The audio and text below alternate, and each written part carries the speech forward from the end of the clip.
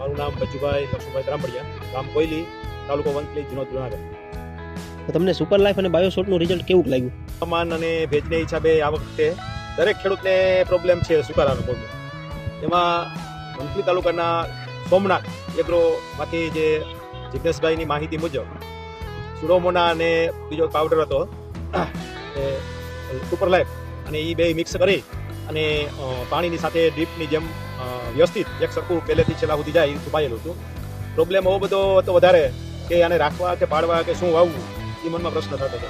જિગ્નેશભાઈની મુલાકાત લીધી ને એને એમ કીધું કે તમે એક વખત આ અખતરો કરો, આના રિઝલ્ટ બહુ સારા છે ને વર્ષોથી આના રિઝલ્ટ અમે મેળવેલા જ છે કે મને 95% રિઝલ્ટ દેખાય છે અત્યારે. એટલે બહુ સરસ ને સારી માહિતી આપણે વંથલીથી સોમનાથ એગ્રોમાં જિગ્નેશભાઈ પાસેથી મળી અને એની કીધા પ્રમાણે આપણે સારવાર કરી એનું રિઝલ્ટ બહુ સારું થયું. અને દરેક ખેડૂત મિત્રોને વિનંતી કે કોઈ પણ વસ્તુ હોય તો બીજો પાક વાવવો કરતાં એમાં થોડીક ટ્રીટમેન્ટ કરીએ તો ઓછા કરશે આપણને વળતર સારું મળે. બોટલનું આપણે ડ્રેસિંગ પ્રમાણે ટૂંકમાં ડીપમાં પાણીની હિસાબે ટૂંકમાં આપણે છે ને ખેડૂત મિત્રોને ડબ્બો હોય કે જૂનો પંપ હોય કે ટાંકી હોય એમાં મિક્સ કરીને વ્યવસ્થિત કારા પ્રમાણે થોડું આપેલું છે પાવડરને બે મિક્સ કરીને અલગ અલગ ડોલમાં મિક્સ કરવાનું, એક સાથે બે નાખવાનું ના હોય, જેથી કરીને એની પ્રક્રિયામાં ટૂંકમાં ફેરફાર ન થાય.